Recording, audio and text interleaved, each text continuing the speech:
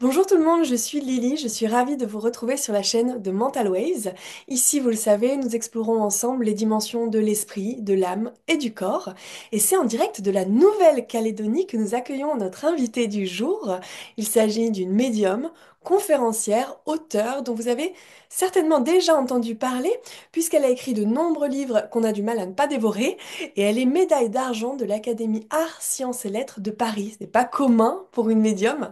Et oui, j'ai le plaisir de recevoir Anne-Hélène Graminiano. Bienvenue Anne-Hélène. Merci, bonjour Lily, bonjour à vous tous.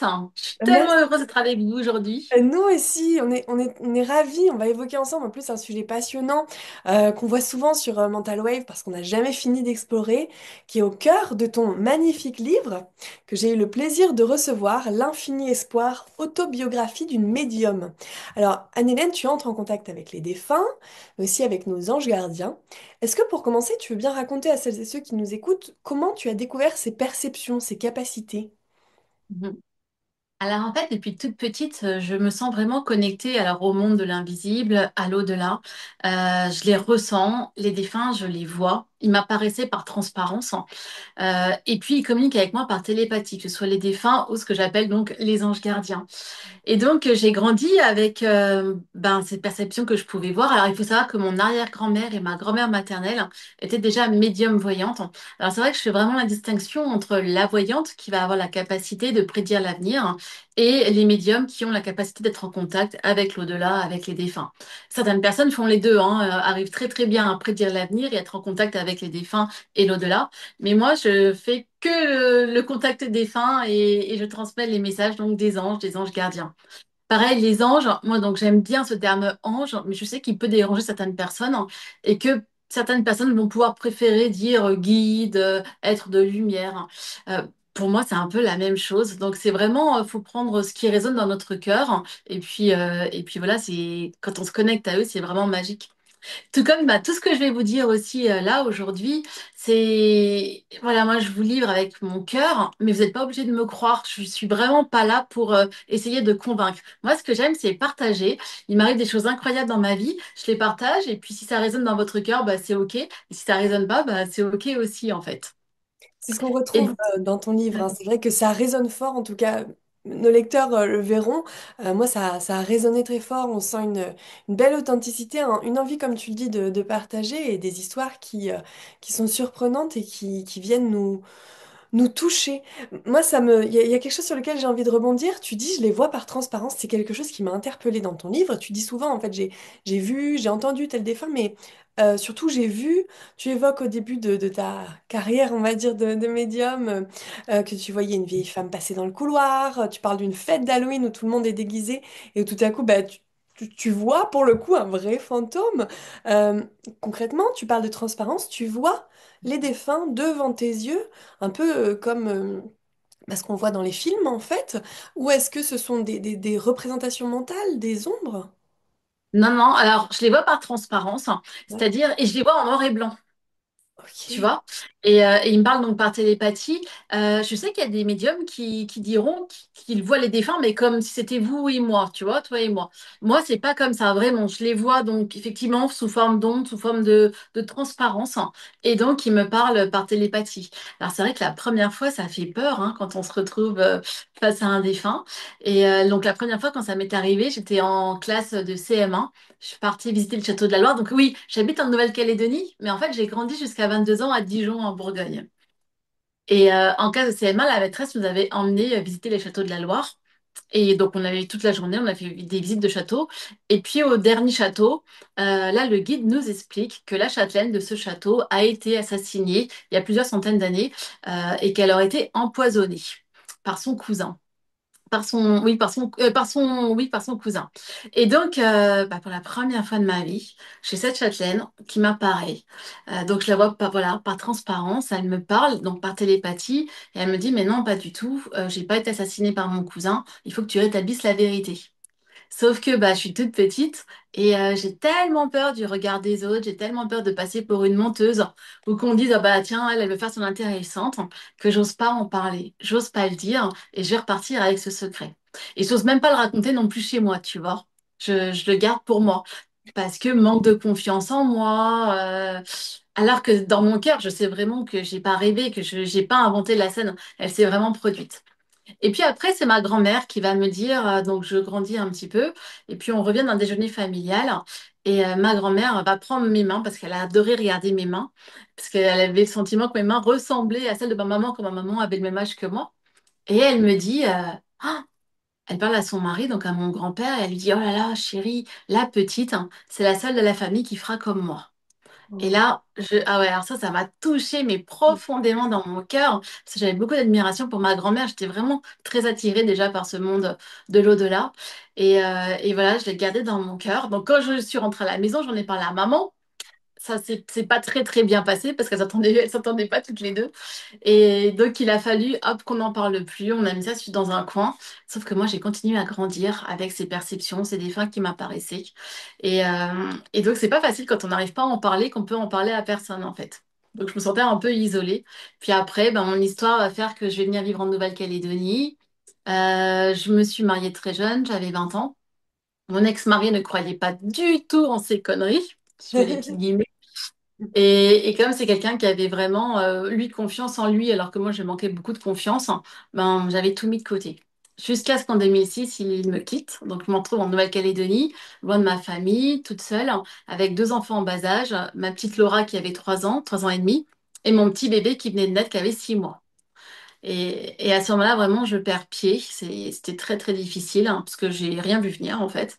Et là, je me suis remise à... Vous savez, quand on est très très mal, qu'on a l'impression qu'on a tout perdu, qu'il y a le monde qui s'écroule sous nos pieds, bah, souvent c'est là où on se remet à se reconnecter et à appeler à l'aide. Et c'est vraiment ce que j'ai fait. Je me suis remise à prier, mais du fond du cœur, à appeler à l'aide. J'avais vraiment besoin d'être sauvée. Et j'étais entendue dans ces prières. Donc j'ai rencontré très rapidement mon nouveau mari. Donc ça fait 19 ans maintenant que je suis avec Christophe, qui est calédonien, qui est métis kanak-calédonien. Il était en instance de divorce avec 3 enfants. Et puis, bah voilà, on s'est dit, allez, on va mettre tout notre amour pour élever ces 5 petites âmes qui sont, bah voilà, qui sont dans notre vie.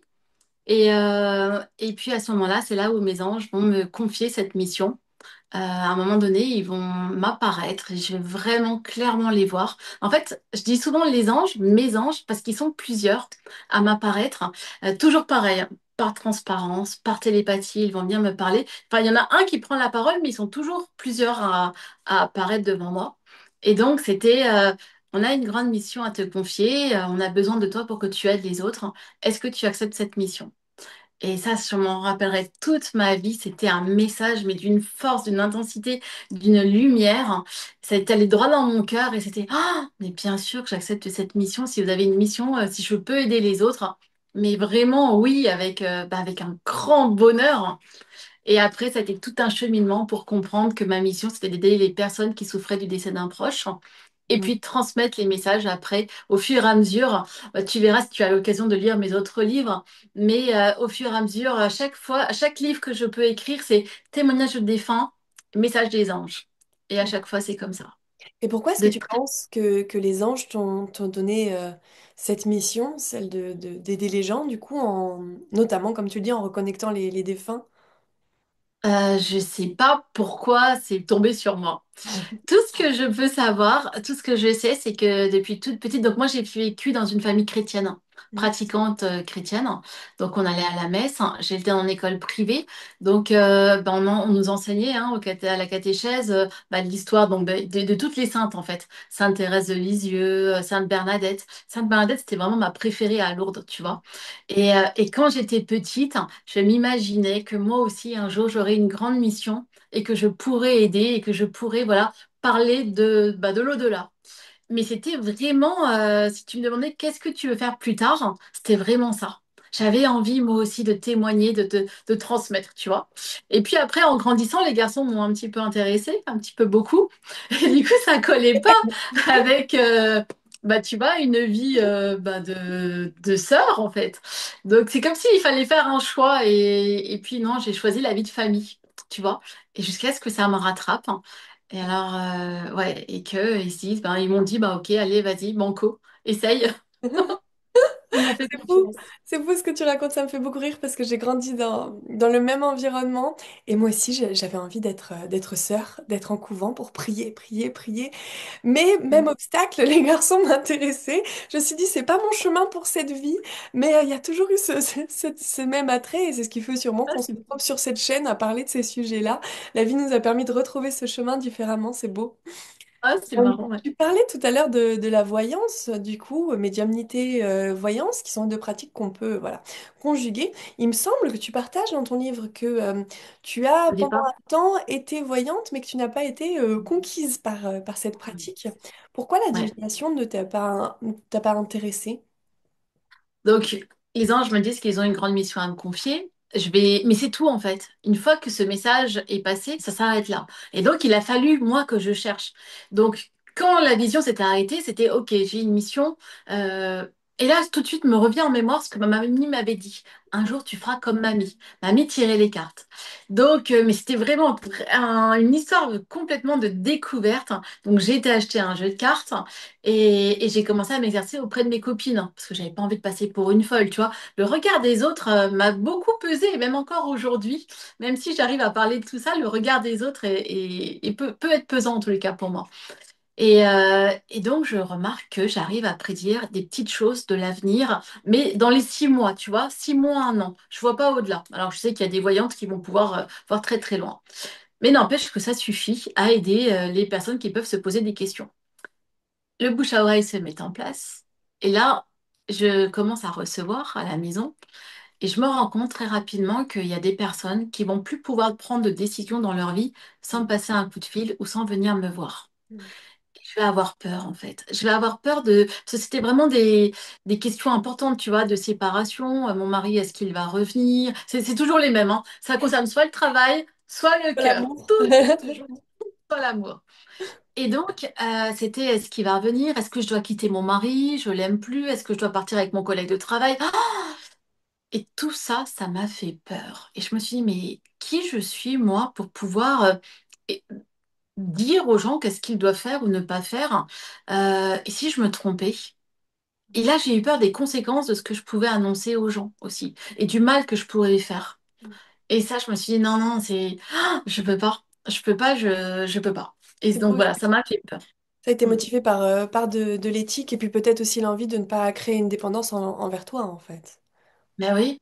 Tu vois, alors je raconte hein, souvent cette anecdote-là. Un jour, donc, je suis avec mes enfants, donc famille recomposée, 5 enfants. En plus, on en a fait un sixième du coup avec mon mari. Donc, beaucoup d'enfants à la maison. Et je raconte souvent cette anecdote-là. Donc, j'étais avec mes enfants, ils n'avaient pas école ce jour-là. Téléphone sonne, je faisais ma vaisselle, je m'en rappelle. Téléphone sonne.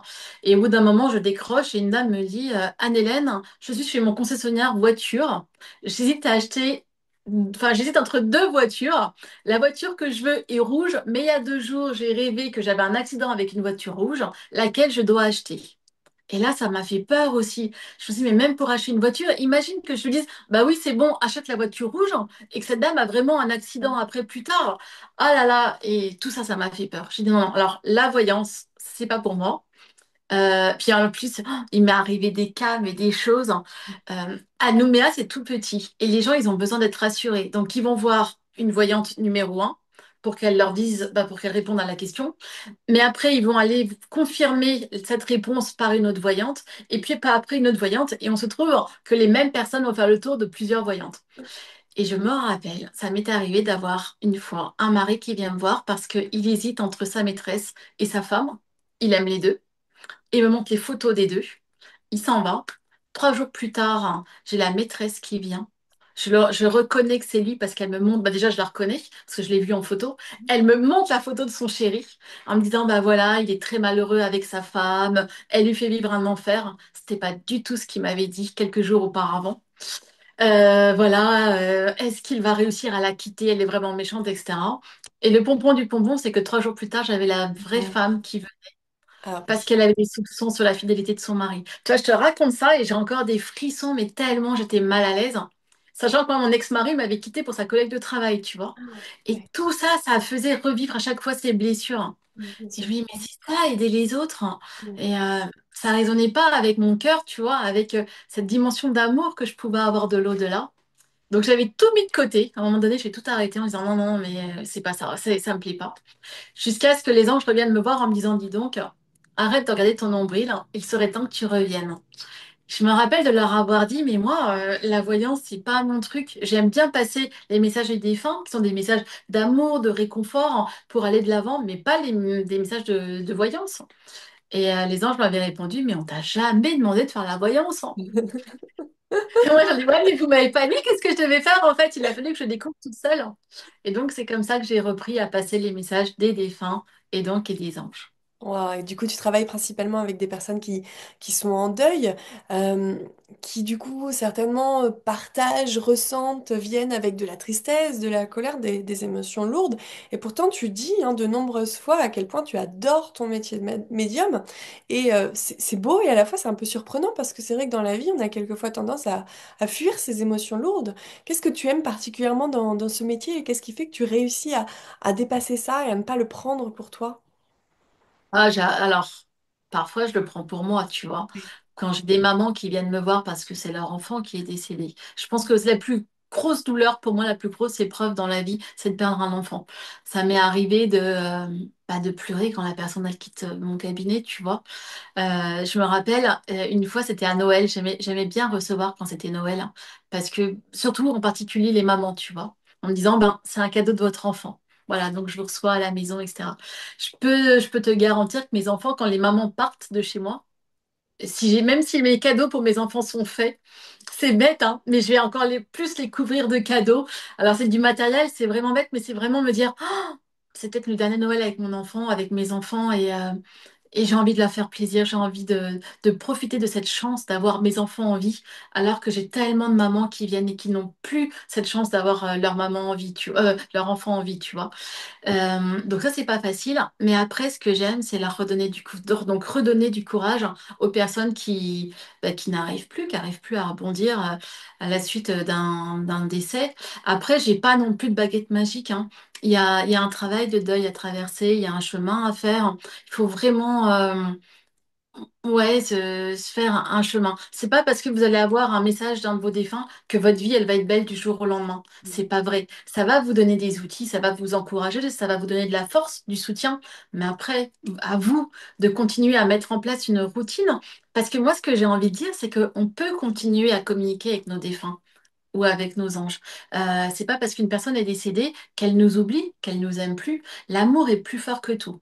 L'amour d'un défunt, qu'un défunt a pu éprouver pour nous sur Terre, il va l'emmener avec lui là-haut, dans l'au-delà. Et les défunts, les anges, vont communiquer avec nous par des signes. C'est la langue universelle que l'au-delà a inventée, a créée pour nous, pour continuer à nous dire qui nous aiment, qui sont là, pour nous envoyer de la force. Alors souvent, les gens vont avoir du mal à comprendre qu'un défunt, par exemple, n'a pas des super pouvoirs. Un défunt n'est pas Superman, hein, tu vois. Et j'ai des gens qui viennent me dire, ouais, alors moi je suis déçue, mon papa, quand il est parti, il m'avait promis qu'il veillerait sur moi. Ça n'empêche que depuis qu'il est décédé, j'ai eu que des problèmes. J'ai eu des accidents de voiture, je me suis séparée. Donc en fait, je n'y crois plus. Je crois plus à la vie après la mort. Parce que si c'était vrai, si mon papa était vraiment de l'autre côté, s'il pouvait m'entendre, il permettrait pas que tout ça, ça arrive dans ma vie. Il me protégerait comme il m'avait promis. Alors, un défunt, effectivement, n'a pas de super pouvoir. Dans l'au-delà, la matière n'existe pas. Qu'est-ce qu'un défunt peut faire pour nous? Il peut nous envoyer des signes, il peut nous envoyer de la force, il peut nous envoyer du courage pour justement qu'on puisse rebondir face à un événement qui va arriver dans notre vie, mais il va pas pouvoir faire en sorte que cet événement ne se produise pas. Et c'est vraiment cette différence. Donc, apprenons quels sont les signes. Pareil, des gens qui me disent, Anne-Hélène, ma maman ne pense pas à moi. Je n'ai jamais signe de sa part. OK? Est-ce que vous connaissez les signes? Non, je connais pas les signes. Bah, si vous ne connaissez pas les signes de l'au-delà, comment vous pouvez les reconnaître? Vous allez passer à côté. Là-haut, dans l'au-delà, ça leur demande beaucoup d'énergie de nous envoyer des signes. Mais si vous ne faites pas l'effort, ça c'est ce que je dis, il y a un travail à faire. Si vous ne faites pas l'effort d'apprendre quels sont les signes de l'au-delà, bah, ça sert à rien. Et puis Bien là-haut, c'est de l'énergie perdue. bien sûr. Et les signes, c'est quoi du coup? Comment on les identifie?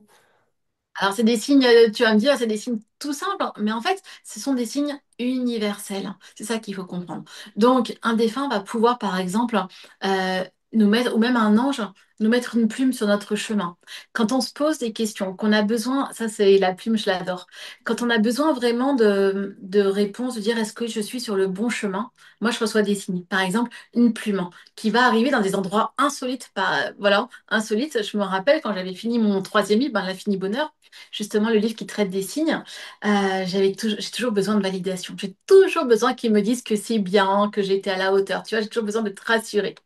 Et bien à ce moment-là, je me rappelle, j'avais ouvert le bureau, enfin un tiroir de mon bureau, il y avait une plume à l'intérieur.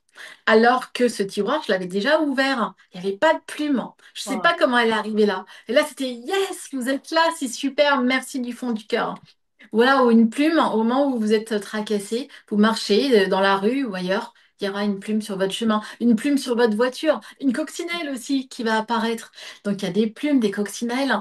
Les papas, par exemple, les défunts, hommes, papas, ils aiment bien utiliser les plumes. Ça, j'ai remarqué. J'ai eu beaucoup de témoignages en ce sens. Les mamans sont les arcs-en-ciel. ah. L'arc-en-ciel, c'est le pont, c'est le symbole entre qui fait le pont qui relie nos deux mondes. Et les mamans utilisent beaucoup, beaucoup d'arc-en-ciel.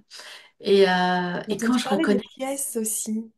J'ai Alors, les entendu pièces, parler ouais, de pièces et moi ça m'est arrivé il y a 3 ans, mais ah, mes parents ont perdu un ami euh, d'un cancer assez subitement et moi j'étais un dimanche dans ma chambre, une après-midi repos, j'ai lu, j'étais sur mon ordinateur, sur mon lit et puis à un moment je pars chercher une tasse de thé et je reviens et sur la couette il y avait une pièce mais qui n'était pas là de l'après-midi. J'ai été vraiment interloquée. Je me dis, mais c'est pas possible. C'est pas possible, cette pièce, elle n'était pas là. Et je me suis souvenue d'un coup d'une jeune Américaine que j'avais d'accord. rencontrée pendant mes voyages qui m'expliquait que depuis le décès de sa maman, elle retrouvait des pièces et des petits tas de pièces partout, à son chevet, sur son lit, à côté de ses affaires, et des pièces qui n'étaient pas là en fait. Et je l'avais pris comme un signe. Bah, pour moi, tout ça, c'est des signes, tu vois. Et les gens me disent, mais comment faire la différence? Comment savoir qui nous envoie les signes? Est-ce notre ange? Est-ce tel défunt ou un autre défunt? Il y a des gens qui me disent, mais moi, j'ai perdu tellement de monde. Comment savoir qui veut communiquer avec moi, qui m'envoie des signes? La réponse qu'ils m'ont donnée là-haut, c'est la première personne à laquelle vous pensez quand vous Mhm. réussissez à identifier un signe, c'est l'auteur de votre signe. Voilà. Ah, c'est beau. Il y a Putain, peut-être moi, je donne des choses toutes simples comme ça. Ben oui, mais c'est très beau. Il y a peut-être des gens qui nous écoutent, bah déjà qui ont envie de pouvoir recevoir des signes, mais qui se demandent aussi bah, qu'est-ce que ça peut m'apporter dans le processus de deuil, d'entrer en contact avec le défunt. Ok, il y a recevoir des signes, tu parles de recevoir du réconfort, du courage. Est-ce que ça permet aussi peut-être de recevoir des réponses quand on ne comprend pas certaines, je pense notamment au suicide, à des questions qu'on n'a peut-être pas eu le temps de poser ou des choses qui apparaissent après le décès? Est-ce qu'on peut obtenir des réponses de nos défunts? Parfois oui, parfois non. En fait, alors pareil, moi je ne sais jamais à l'avance comment une consultation va se passer. Je ne sais jamais à l'avance hein, si j'aurai les réponses ou pas. La plupart du temps, quand les gens viennent et qu'ils n'ont aucune attente, Oui. c'est incroyable les réponses qu'on va avoir. Il y a des gens qui vont venir en me disant, je viens vous voir, j'attends un détail très très précis. C'est Oui. celui-là qui fera que j'y croirai ou non. Je vous le dis d'avance. Alors, c'est même pas la peine de commencer. Déjà, moi, ça me bloque, mais total. Et je ne l'aurai pas. Voilà. Donc, je préfère être franc, je n'aurai pas ce détail. Alors que la personne qui dit, OK, moi, je suis ouverte. Qu'est-ce que vous avez à me dire? Waouh. Et là, ça peut. Et puis, ça dépend des défunts. J'ai des défunts qui ne parleront pas. Mais et c'est compliqué pour moi. Et quand je leur dis, mais là, j'entends rien. Et c'est pas quelqu'un qui est très éloquent, c'est pas quelqu'un qui va vraiment se livrer. Et souvent, on me répond, ah, il ou elle était comme ça déjà dans la vraie vie. En fait, les défunts vont garder les mêmes caractères dans l'au-delà. Tu vois, et c'est comme ça que je vais les reconnaître. Ah, tel défunt, il était comme ça. Moi, j'arrive en fait à reconnaître les caractères des défunts, à ressentir leurs émotions. Après, t'as d'autres médiums. Déjà, je vais penser par exemple à Céline Franou. Mhm. Alors, elle est extrêmement précise dans des détails très très précis que moi, par exemple, je n'aurais pas. Mhm. Et donc, je me dis, bah, c'est chouette parce que chaque médium peut apporter une petite pierre à son édifice, tu vois, l'édifice. Et c'est un complément après. Mais voilà, donc on peut avoir des réponses, on peut ne pas avoir des réponses. Parfois, c'est que ce n'est pas encore le bon moment pour nous. Ça aussi, tu sais, nous, les humains, on a besoin de tout contrôler. Quand on va avoir le rendez-vous, qu'est-ce qu'on attend donc précisément du défunt, etc. Alors que parfois, les rendez-vous, ils vont pas arriver quand comment dire, comme l'humain l'aura décidé. c'est vraiment arriver à faire confiance, lâcher prise, hein, que les réponses, on les aura quand ce sera le bon moment pour nous de les recevoir. Mais ça demande aussi un petit peu d'humilité pour nous, en disant, OK, c'est pas le moment, je l'accepte et je leur fais confiance. Qu'est-ce qui nous bloque, nous les humains? C'est le manque de confiance. On veut tout décider, on veut tout comprendre, on veut tout savoir.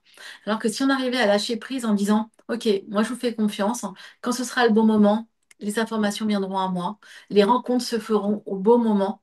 Quand on arrive à vivre comme ça, la vie est beaucoup plus facile et beaucoup plus légère. Oh, c'est beau, merci. Et il y arrive des fois aussi, tu l'évoques dans ton livre, hein, où en fait il ne se passe rien pendant une consultation. Faut le savoir parce que ça permet aussi d'éviter une trop grande déception. Quelquefois, les défunts ne se présentent pas. Et moi j'ai envie de te demander tout simplement bah, pourquoi? Qu'est-ce qui fait que quelqu'un ne va pas venir? Alors, ça peut être la médium qui va pas réussir à capter, là où le médium, comme j'explique, c'est un peu des fréquences, tu vois. Nous, on va percevoir des fréquences de l'au-delà, et certains défunts vont vibrer telle ou telle fréquence. OK? Et il se peut, par exemple, bon, je vais parler pour moi, que ce jour-là, je vais pas capter la fréquence. Hmm. Voilà. Donc le défunt, c'est pas que il veut pas parler, c'est que moi, je le capte pas. Donc pareil, ben je suis désolée, j'adorerais vous aider, je capte pas. Bien sûr. Et donc voilà, je n'invente jamais, jamais, jamais, jamais. Donc il y a ça, les défunts qui n'ont pas encore rejoint la lumière, souvent j'ai du mal à les capter parce qu'ils sont restés coincés sur Terre. Et il va falloir les aider à rejoindre la lumière. Et puis il y a des défunts où c'est pas le moment encore pour eux de venir se présenter. Ils ont encore un voyage là-haut à faire. Ils ont besoin encore d'évoluer. Donc en fait, tu vois, il y a plein de possibilités qui pourraient faire qu'on n'arrive pas à rentrer en contact avec un défunt. Bien sûr. Oui, puis c'est vrai, tu le dis, on le sait, il y a nous, notre processus de deuil, l'acceptation du départ, mais de l'autre côté, nos défunts, ils ont aussi un travail à faire. Eux, ils rentrent dans la lumière, ils ont peut-être voilà, des choses à processer de leur vie, il y a un temps qui est nécessaire. De toute façon, on dit que c'était pas forcément possible de faire une consultation médiumnique avant quelques semaines, quelques mois après le décès. En fait, c'est vraiment au cas par cas. Tu as des défunts qui vont tout de suite monter dans la lumière, mais c'est incroyable. Et je vais pouvoir les ressentir tout de suite. Et puis, il y a d'autres défunts, il va leur falloir du temps. Du temps, d'un temps d'acceptation, des défunts qui n'avaient pas envie de partir, des défunts qui se sont battus contre la maladie, qui avaient promis à leur entourage, par exemple, qu'ils s'en sortiraient. Eux, il faut les aider. Et donc, c'est vrai que des fois, je peux être... alors, choquée, c'est peut-être un grand mot, mais quand je reçois un message en disant mon papa vient de décéder il y a 1 heure de ça, quel message il a à me donner? C'est attendez, attendez, on se pose. Pensez déjà au défunt avant de penser à vous, à quel message il a à vous transmettre. C'est déjà envoyez-lui l'amour, envoyez-lui de la lumière pour que lui, il l'atteigne là-haut, il soit dans, voilà, il passe ce fameux tunnel dans la paix, dans la sérénité, dans l'amour, et pas penser tout de suite à qu'est-ce qu'il a à me dire, j'ai besoin de recevoir un message. Ça, tout de suite, quand on me dit ça, c'est doucement, pensez à lui d'abord. Tu vois, Mm. il y a ouais, ces étapes-là. Et Bien puis sûr. d'autres défunts qui vont avoir besoin tout de suite de rassurer. Rassurer qu'ils vont bien, rassurer. Et ça, c'est pas facile aussi. Parce que quand tu as quelqu'un qui va très très mal parce que sa vie s'est effondrée à cause d'une personne qui est décédée, et quand moi je me connais à cette personne et je ressens son amour, je vais employer un mot, ce qui est bizarre, c'est sa joie de vivre. Alors on se dit, mais sa joie de vivre, comment c'est possible? Il vient de décéder. Sa joie de vivre, c'est compliqué pour moi. Je me sens mal parfois. Oui, Tu vois, bien il y a un décalage entre ce que moi j'arrive à capter et la douleur, le désespoir des personnes qui sont en face de moi. Certaines personnes vont me dire, bah, ça me fait du bien de savoir que il ou elle va bien là-haut. Bah, moi, ça me fait du bien. Et puis, tu en as d'autres qui vont penser, mais c'est égoïste, hein, comment il ou elle peut aller bien alors que moi, je suis au fond du trou.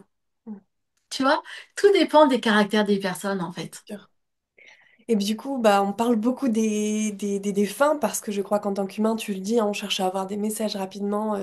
Ce sont nos proches, donc même s'ils sont partis, c'est ce qui nous intéresse.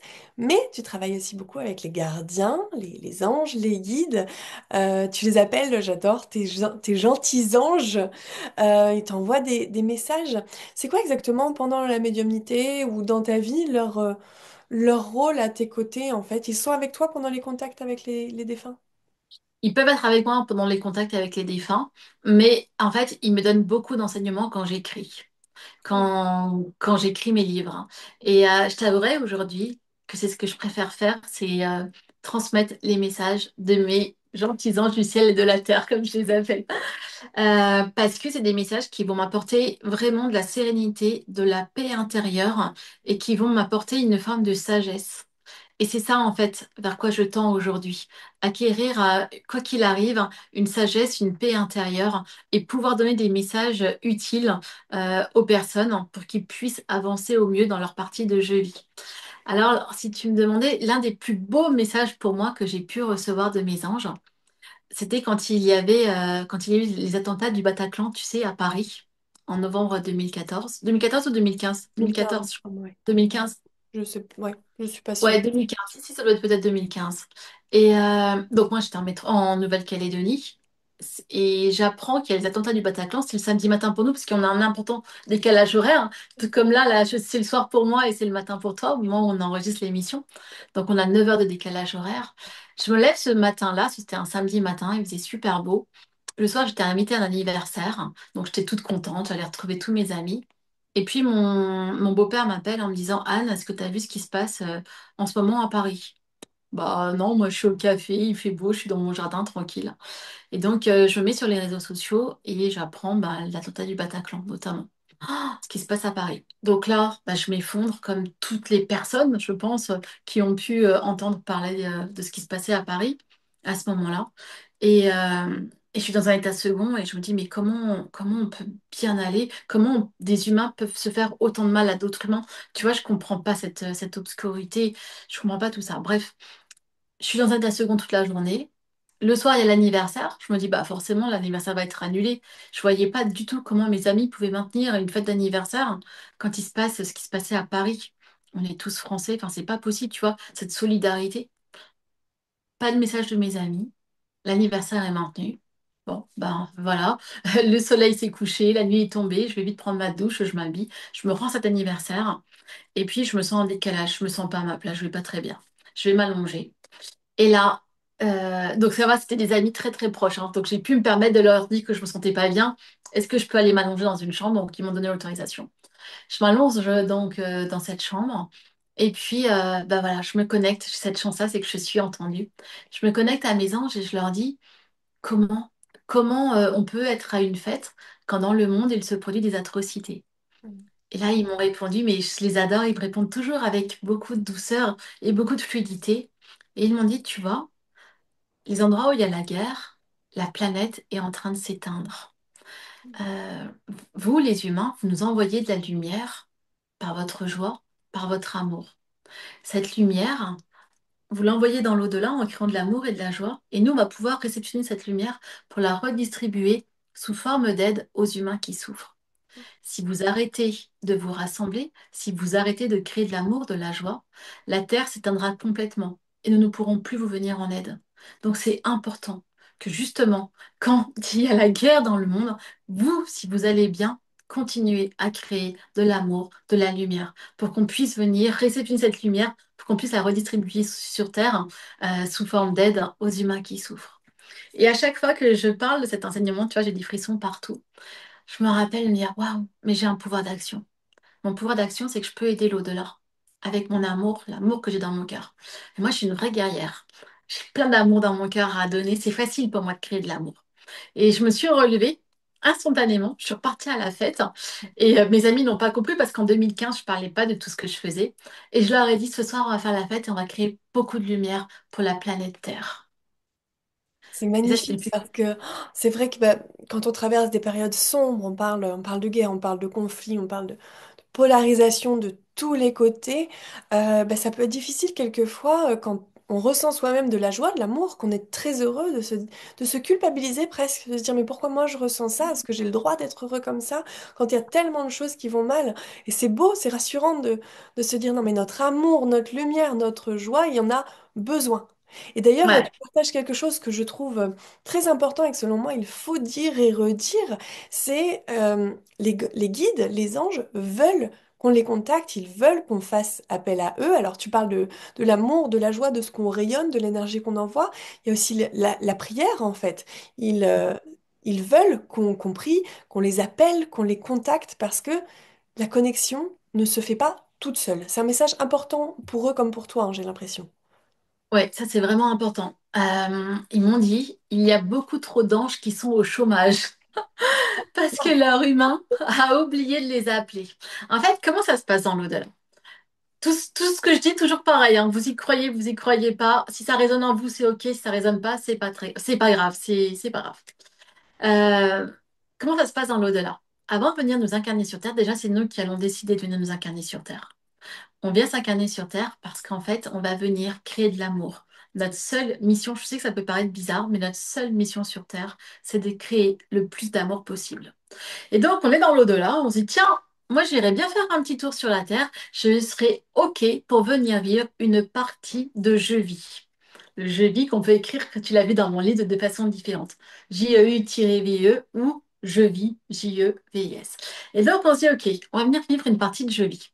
Alors, pour ça, là-haut, il y a un ange qui arrive et qui dit, ben, moi, je veux bien t'accompagner, je serai ton ange gardien. Est-ce que ça te dit qu'on soit un binôme tous les deux? Bah ouais, super. Donc, ok. Donc, l'ange reste là-haut. Nous, on arrive, notre âme vient s'incarner sur Terre. Et là, notre ange, avant qu'on vienne s'incarner sur Terre, nous dit, il faudra pas que tu oublies de m'appeler si tu as besoin d'aide. OK? Il faut qu'on communique.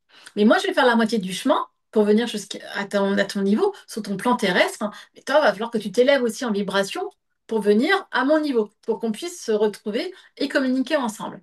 Je t'enverrai des signes, je t'enverrai de la force, je t'enverrai du courage. Mais pour ça, il faut qu'on soit en communication l'un avec l'autre. OK. Et c'est comme ça, en fait, qu'on est sur Terre. On a choisi de venir nous incarner sur Terre. On a choisi de venir vivre une expérience terrestre, une partie de je vis pour créer le plus d'amour. Et avec tout ça, ben, on est donc pas sur Terre. On va avoir des cartes expérience à vivre. On va avoir des leçons à apprendre. Et c'est ça qui est fantastique. Et on est aidé de notre ange gardien. Ah, génial. Et concrètement, comment on fait pour monter à leur niveau? J'aime bien hein, cette notion où voilà, nos guides, les anges sont sur un plan vibratoire où c'est haut, c'est loin, il leur faut descendre un petit peu dans la matière. Tu parles notamment Ouais. des signes. Et puis bah, nous, il nous faut aussi monter, nous élever pour les rencontrer. Et comment on fait concrètement notre partie du chemin? Une seule clé qui est la plus puissante, la gratitude. Hmm. C'est le passeport de la connexion avec l'au-delà, la gratitude. Quand on se met en gratitude, c'est-à-dire qu'on ne vibre pas le manque, on vibre la reconnaissance. Tout de suite, tu vois, mais je t'en parle, c'est tout de suite les frissons. On vibre la gratitude, chut, on monte de fréquence. La gratitude, c'est dire merci. Merci pour tout ce qu'on a dans notre vie. Ça peut être des choses vraiment anodines, une douche chaude, un café, tu vois, des choses toutes simples, euh, des petites choses de la vie. Rien que ça, c'est la gratitude. Et la gratitude, c'est dire, OK, je valide les plans que vous avez créés pour moi. J'ai confiance en vous. Tout a un sens. Wow. Et moi, je suis là pour créer ma partie de je vis et créer le plus d'amour possible sur Terre. Et je vous fais confiance. Magnifique. De savoir, voilà, de savoir prier pour demander, pour faire appel à notre ange qui veut nous aider, mais de savoir aussi prier. Alors on appelle ça prier, chacun met le mot qu'il souhaite, hein, Bien sûr. émaner en tout cas une vibration et l'envoyer là-haut pour Ouais. dire merci. Ça peut être compliqué quelquefois quand on a l'impression de beaucoup manquer, mais on a en effet quasiment toujours la chance d'avoir quelque chose, si ce n'est juste le fait d'être en vie. C'est très beau, merci Anne-Hélène. Et je voudrais juste rajouter ça. Est-ce que tu as des enfants, Lily? Non. Ok. Alors, pour les personnes qui ont des enfants, souvent un enfant va se plaindre. J'ai pas ci, j'ai pas ça, et je veux encore ci, je veux encore ça. Moi, à la maison, des fois, j'avais beau me décarcasser pour mes enfants, ils n'étaient jamais contents. C'était jamais assez ce que je faisais. Et ben, tu sais quoi, à un moment donné, je leur ai dit, vous savez quoi? Ben, j'arrête tout, en fait. Parce que moi, j'ai beau vous donner, vous n'êtes jamais contents. Donc, à partir de ce moment-là, je vais vous renvoyer ce que vous m'envoyez, c'est-à-dire le manque. Que c'est jamais suffisant. Ouais. Et en fait, là-haut, ils m'ont fait comprendre que c'était marché comme ça aussi avec eux. Que si à Wow. chaque fois on est tout le temps dans la plainte de leur dire et j'ai pas ci et j'ai pas ça et je voulais changer de voiture et je voulais changer de travail et vous m'avez pas entendu, j'ai pas eu ci, j'ai pas eu ça, là ils vont dire ok, tu sais quoi, on te renvoie tout ce que tu n'as pas. Ça marche comme ça. Tu sais, c'est un peu le pouvoir de création Ouais. quand on vibre. L'image qu'ils m'ont envoyée, c'est quand on lance une balle de tennis. Tu vois, quand on lance en l'air un ballon ou une balle de tennis, Elle ça, revient. le ballon, elle remonte, elle redescend. Ouais. Bah, c'est pareil avec notre énergie. Ce qu'on envoie dans l'univers, hop, ça nous revient. semble trop simple pour être vrai, alors que quand on l'expérimente, on se rend compte que oui, c'est aussi simple et on a envie de le crier. Il y a quelquefois des gens qui doivent se demander, mais pourquoi est-ce que dans le milieu de New Age, etc., on nous bassine avec la loi de l'attraction? Mais c'est parce que on se dit, mais mince, en fait, quand on le vit, quand on le met en place, on se dit, mais ça marche, on a envie de le Ah crier oui. partout. Parce qu'on se dit, mais enfin, vous vous rendez pas compte, on a un mode d'emploi qui est simple, qui est efficace, allez-y, ça ne coûte rien. C'est une question en effet de transformation de son point de vue et c'est magique, c'est proprement magique. C'est exactement ça. Et ben pour finir, moi je vais te demander, quelle est l'histoire? On en a eu plein hein, dans ton livre, mais il y a toujours envie d'en avoir plus. Quelle est l'histoire, la consultation, l'anecdote qui t'a le plus touché, le plus marqué dans ton cœur? Il y en a tellement. Mm. Oh là là, il y en a tellement, tellement, tellement.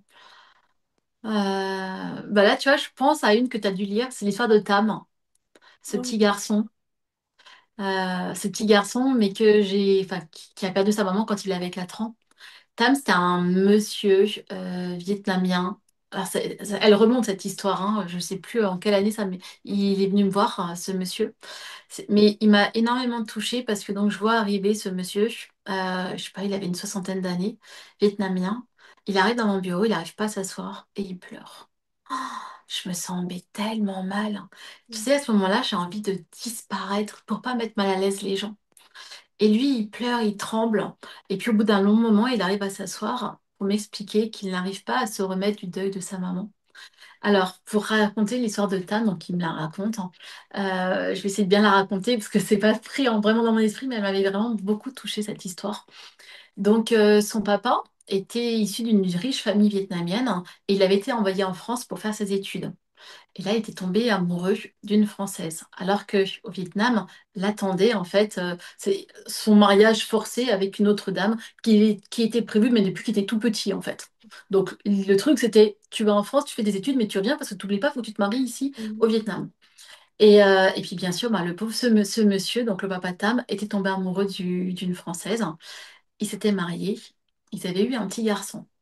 Et quand Tam a eu 4 ans, le papa dit, bah, j'aimerais bien présenter ma famille, donc sa femme et son petit garçon Tam, à la famille au Vietnam.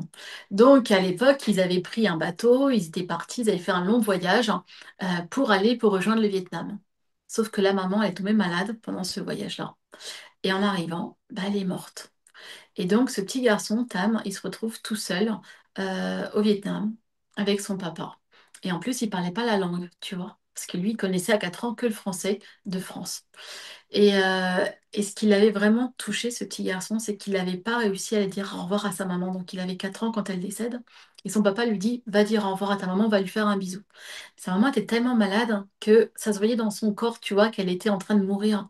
Et lui, à 4 ans, il a eu un mouvement de recul, il n'a pas voulu embrasser sa maman. Et c'est resté une blessure, mais jusqu'à 60 ans, il avait encore cette blessure, tu vois. Et puis, l'histoire très triste de ce petit garçon, c'est que son papa, bah, il n'a pas eu envie de s'occuper de lui. Et il l'a mis dans enfin, pas dans une pension, à 4 ans. Donc, ce petit garçon perd sa maman. Il est dans une pension au Vietnam. Il a 4 ans et il parle pas un mot de la langue. Bref, donc tout ça, après, j'en passe et j'en passe.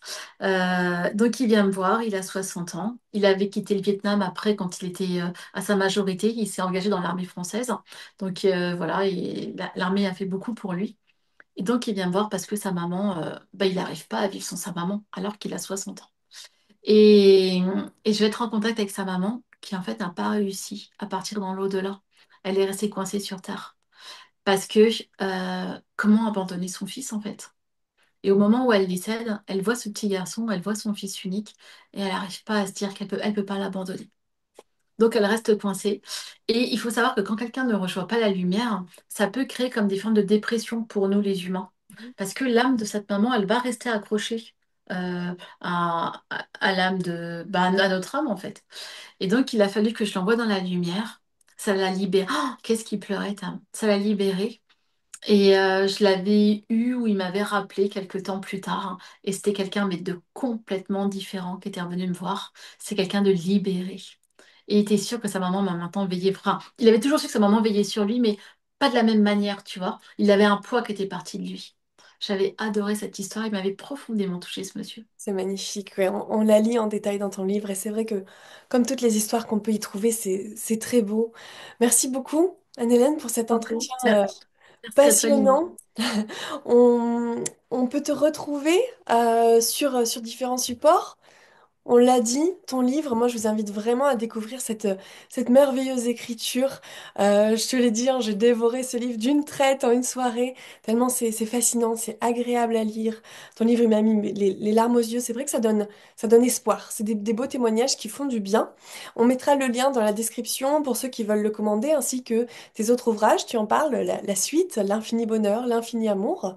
Et puis tu donnes aussi des conférences en Nouvelle-Calédonie et en France, des consultations individuelles avec les personnes qui ont perdu un défunt, qui ont perdu quelqu'un et qui aimeraient entrer en contact avec ce défunt, même si, voilà, avec ton emploi du temps, ça peut être compliqué de trouver des petits Ouais, créneaux. Mais on va mettre le lien de tout ça dans la description. Et puis Anne-Hélène, je te remercie à nouveau pour pour ta moi. présence. Merci du fond du cœur de m'avoir invité. Merci, ça me fait vraiment plaisir. Et puis, bah, vous qui nous avez écoutés, qui nous suivez, bah, on compte sur votre soutien. Partagez-nous vos histoires, on vous lit. Laissez-nous un petit j'aime, un partage. Abonnez-vous à la chaîne, c'est ce qui nous permet de continuer à vous proposer toujours plus de contenu. On vous remercie, on vous envoie plein d'amour. À bientôt. Merci Anne-Hélène. Merci. Au revoir.